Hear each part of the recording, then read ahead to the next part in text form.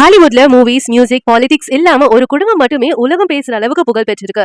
அந்த ஃபேமிலி தான் கடாஷியன் ஜென்னர். இவங்களோட வாழ்க்கை ஒரு நார்மல் ஃபேமிலி போல இல்ல. அவங்க ஸ்கேண்டல்ஸ்ல ஆரம்பிச்சு ரியாலிட்டி ஷோக்குள்ள ஸ்டார் ஆனாங்க. அதுல இருந்து $1 பில்லியன் பிசினஸ் எம்பையர் உருவாக்குனாங்க. இவங்களை பத்தி மக்கள் பெருமையாவும் பேசியிருக்காங்க. அதே சமயம் பெரும் விமர்சனமும் வந்திருக்கு. ஏன்னா இவங்க தான் modern day beauty standards set பண்ணிருக்காங்க. அதுவே அன்ரியாலிஸ்டிக் பாடி இமேஜ்னு கிரியேட் ஆயிடுச்சு. பலர் இவங்களை பார்த்து இன்ஸ்பயர் ஆனாங்க. பலர் இவங்களை பத்தி பிளாஸ்டிக் பீப்பிள், நாட் ரியல் ஹியூமன்ஸ்னு சொல்ல ஆரம்பிச்சாங்க. பாலிவுட்ல எப்படி ஆலியா பட், கபூர் ஃபேமிலி, கான் ஃபேமிலி எல்லா படங்களிலும் மென்ஷன் ஆறாங்களோ அதே மாதிரி ஹாலிவுட்ல கடாஷியன் பேர் எங்கேயுமே வரும். இவங்க பேரு தான் இவங்க பிராண்டே. 2007க்கு முன்னாடி கடாஷியன் குடும்பம் உலக அளவுல பெரிய பேர் இல்ல. கிம் கடாஷியன் அந்த காலத்துல பார்ட்டி கேர்ள் பாரிஸ் ஹில்டனோட best friend. Party, fashion show, society ஈவென்ட்ல தான் அவங்கள பாத்துருக்கலாம். ஆனா 2007ல நடந்த பெரிய ஸ்கேண்டல் இவங்களோட வாழ்க்கையை மாத்திடுச்சு. கிம் கடாஷியனோட leaked tape with Ray J வெளியானதும் அந்த குடும்பத்தை உலகமே கவனிக்க ஆரம்பிச்சது. நார்மலா ஸ்கேண்டல் வந்தா மக்கள் மறைஞ்சு போவாங்க. ஆனா இவங்க அது ஒரு வாய்ப்பா பயன்படுத்திட்டாங்க. கிறிஸ் ஜென்னர் இந்த குடும்பத்தோட அம்மா அந்த அட்டென்ஷனை ஒரு ஸ்டெப்பிங் ஸ்டோன் ஆக்கினாங்க. அதுல இருந்து தான் கீப்பிங் அப் வித் கடாஷியன்ஸ் அப்படிங்கிற ரியாலிட்டி ஷோ ஆரம்பிச்சது. இந்த ஷோ 2007ல ஆரம்பிச்சு 2021 வரைக்கும் 20 சீசன்ஸ் ஓடிடுச்சு. அந்த ஷோவை பார்த்த மக்கள் இந்த குடும்பத்தோட எல்லா வாழ்க்கை நிகழ்ச்சிகளையும் ரியல் டைம்ல பார்த்த மாதிரி ஆயிட்டாங்க.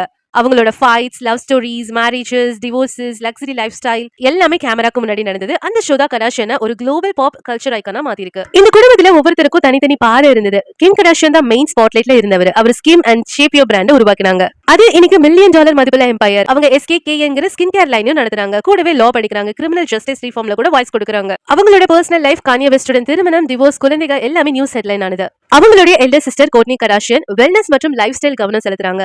அவங்க பூஷ் அப்படிங்கிற லைஃப் ஸ்டைல் வெப்சைட் ஸ்டார்ட் பண்ணிருக்காங்க. சப்ளிமெண்ட்ஸ் பிராண்டான லெம்மி அப்படிங்கறதையும் லான்ச் பண்ணிருக்காங்க. அவங்க ரிலேஷன்ஷிப் டிராவிஸ் பார்க்கருடன் மேரேஜ் ஆச்சு, ட்ரெண்ட் ஆச்சு. Khloe Kardashian fitness, fashion, media எல்லாம் சேர்ந்து ஒரு பிராண்ட் உருவாக்குனாங்க. அவங்க குட் அமெரிக்கன் அப்படிங்கிற ஃபேஷன் பிராண்டுக்கு கோ ஃபவுண்டரா இருக்காங்க. 2025ல protein popcorn brand Khloud launch பண்ணாங்க. அதோட அவங்க podcast Khloe in Wonderland host பண்றாங்க. ஆனா அவங்களது லவ் லைஃப் ட்ரிஸ்டின் தாம்சனோட ஆன் அண்ட் ஆஃப் ரிலேஷன்ஷிப் எப்பவும் டேப்லாய்ட்ஸ்ல வந்துட்டே இருக்கு. கைலி ஜென்னர் தான் ஃபேமிலில பிசினஸ் சென்சேஷன். அவங்க 2050ல கைலி காஸ்மெட்டிக்ஸ் ஸ்டார்ட் பண்ணாங்க. லிப் கிட்ஸ் லான்ச் பண்ணியதும் அது வைரல் ஆனது. வேர்ல்ட்ல யங் கேர்ள்ஸ் கிட்ட ஒரு ட்ரெண்ட் ஆகிடுச்சு. ஃபோர்ப்ஸ் மேகசைன் கூட யங்கஸ்ட் செல்ஃப் மேட் பில்லியனரின்னு கூப்பிட ஆரம்பிச்சது. ஆனா லேட்டர் அது டிஸ்பியூட் ஆனது. ஆனாலும் அவர் சோஷியல் மீடியா பவர் அன்மேட்ச். அவர் ஒரு போட்டோ போஸ்ட் பண்ணாலும் மில்லியன் ஆஃப் லைக்ஸ் கிடைக்கும். கெண்டல் ஜென்னர் மாடலிங் கரியர்ல டாப்புக்கு போனாரு. கெண்டல், சேனல், டியோர், வெர்சாஷே போன்ற பல பிராண்டோட கேம்பெயின்ல மெயின் மாடலா இருந்திருக்காங்க. ஃபோர்ப்ஸ் ஹையஸ்ட் பெய்ட் மாடல் லிஸ்ட்ல அவங்க பேர் அடிக்கடி இருக்கும். இந்த குடும்பத்தோட மாஸ்டர் மைண்ட் கிறிஸ் ஜென்னர் தான். அவங்க பிசினஸ் ரன் பண்ணும்போது மாம் பிளஸ் மேனேஜர். அவங்க ரியாலிட்டி ஷோவை ப்ரொடியூஸ் பண்ணாங்க. அவங்க தான் ஒவ்வொருவருக்கும் பிசினஸ் ஸ்ட்ராட்டஜியை திட்டமிட்டாங்க. இன்னைக்கு கடாஷியன் ஒரு எம்பையரா நிக்க காரணம் கிறிஸோட மேனேஜ்மெண்ட் ஸ்கில் தான் சொல்லலாம். இந்த குடும்பத்துக்கு வேற ஒரு பேர் என்னன்னா லக்ஸரி. அவங்களோட houses $multi million masons, private ஜெட்ஸ், designer outfits, luxury cars, social மீடியால போஸ்ட் பண்ணும் ஒவ்வொரு போட்டோவுக்கும் ஒரு மேகசின் கவர் போல இருக்கும். அவங்களோட வாழ்க்கையை அவங்க பப்ளிக்ல ஆக்கிருக்காங்க. அண்ட் அதுவே ஆஸ்பிரேஷனா மாறிச்சு. பலர் சொல்றாங்க நமக்கு நார்மல் லைஃப் இருக்குன்னு, இவங்களுக்கு ட்ரீம் லைஃப் இருக்குன்னு. இன்ஸ்டாகிராம், டிக்டாக், யூடியூப்ல அவங்க காட்டும் லைஃப் ஸ்டைல், வெக்கேஷன், பார்ட்டிஸ் எல்லாமே ஒரு ஃபேண்டசி மாதிரி இருக்கும். ஆனா கிரிட்டிக்ஸ் சொல்றாங்க இந்த கியூரேட்டட் இமேஜஸ் ஆடியன்ஸுக்கு அன்ரியலிஸ்டிக் எக்ஸ்பெக்டேஷன்ஸ் கொடுக்குதுன்னு. கடாஷியன் குடும்பத்தை பத்தி அதிகம் பேசப்பட்ட விஷயம் அவங்களோட பியூட்டி ஸ்டாண்டர்ட்ஸ். இவங்கனாலதான் இன்னைக்கு மாடர்ன் பியூட்டி டெஃபினிஷன் மாறி இருக்கு. Big lips, sharp nose, small waist, curvy hips இதுதான் இப்ப ஃபேஷன். ஆனா இது இயற்கையாக பெற முடியாதுன்னு கிரிட்டிக்ஸ் சொல்றாங்க. அதனாலதான் சர்ஜரி, ஃபில்லர்ஸ், போட்டாக்ஸ், இம்ப்ளான்ஸ் எல்லாம் இவங்களோட பெயருடன் லிங்க் ஆயிருக்கு. பலர் ஓபனா சொல்றாங்க they don't even look like human beings, they look like plastic dolls. அதாவது இவங்க மனுஷங்களே இல்ல பிளாஸ்டிக் மாதிரி இருக்காங்கன்னு சொல்றாங்க. இதுதான் உலகத்துல பல டிபேட்டா இருக்கு. ஃபேன்ஸும் கிரிட்டிக்ஸும் கண்டினியூஸா பேசிட்டு இருக்காங்க. கிம், கைலி, க்ளோயி எல்லாருமே சர்ஜரி பண்ணிருக்காங்கன்னு ரூமர்ஸ் நிறைய வந்திருக்கு. அவங்க டினை பண்ணாலும் மக்கள் நம்புறதா இல்ல.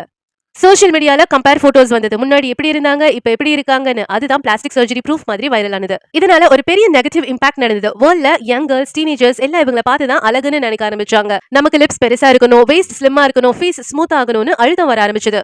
சைக்காலஜிஸ்ட் கூட சொல்றாங்க கடாஷியன்ஸ் இன்ஃப்ளூயன்ஸால தான் பாடி இமேஜ் ப்ராப்ளம் அதிகமா வருதுன்னு. டாக்டர் சொல்றாங்க பலர் அன்னெசரி சர்ஜரிஸ் பண்ணிக்கிறாங்கன்னு ஜஸ்ட் லுக் லைக் கடாஷியன்ஸ். அவங்களோட போட்டோஸ், ஃபில்டர்ஸ், போட்டோஷாப் யூஸ் பண்ணதுக்கு கிரிட்டிசிசம் வந்தது. நீங்க சர்ஜரி பண்ணிக்கிட்டு நேச்சுரல் பியூட்டி ப்ரோமோட் பண்றது எப்படின்னு. அது தவிர அன்ரியலிஸ்டிக் பாடி ஸ்டாண்டர்ட்ஸ் ப்ரோமோட் பண்றது ஒரு டாக்ஸிக் கல்ச்சர் உருவாக்குதுன்னு சொசைட்டி பிளேம் பண்ணுச்சு.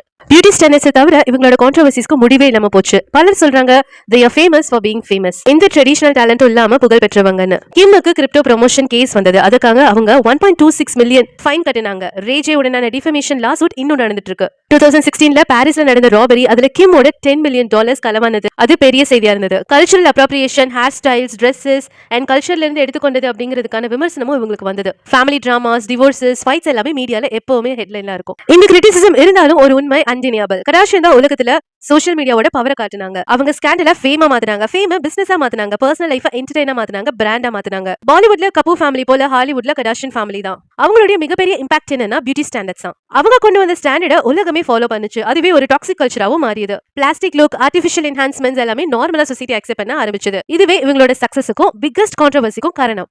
இதுதான் கடாஷியன் ஜென்னர் குடும்பத்தோட முழு கதை. ஸ்கேண்டல் ஆரம்பிச்சு luxury life style, $1 billion businesses, plastic surgery, controversies, unrealistic beauty standards, legal issues, cultural கிரிட்டிசிசம்னு எல்லாமே இருந்தாலும் இவங்களோட ஃபேம் மட்டும் குறையவே இல்லை. அப்படின்னா நீங்க என்ன நினைக்கிறீங்க? இவங்களோட ஃபேம் மற்றும் பியூட்டி ஸ்டாண்டர்ட் டிசர்வ்டா இல்லையா அண்ட் ஃபேக்கா?